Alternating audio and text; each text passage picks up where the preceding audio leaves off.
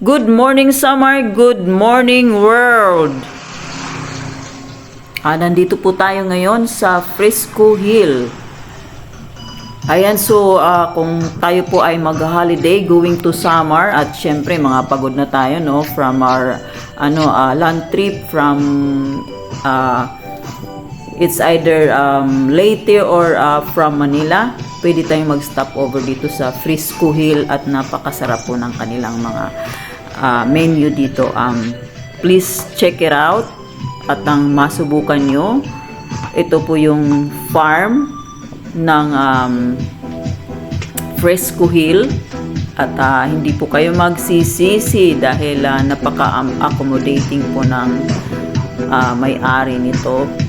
At napakasarap pa pong magluto. So, mai-enjoy nyo po yung kanilang ino-offer dito sa Frisco Hill. Hindi lang kayo nakapag-relax at nabusog pa kayo.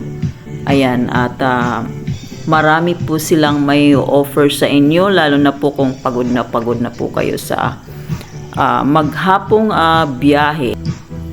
So, check out nyo po yung kanilang Facebook page, Frisco Hill Resto Bar. Dito lang po yan sa Rosario, Northern Samar. Ayan, at nang matry nyo naman yung kanilang mga pagkain dito. So, hindi po kayo talaga magsisisi, 100%.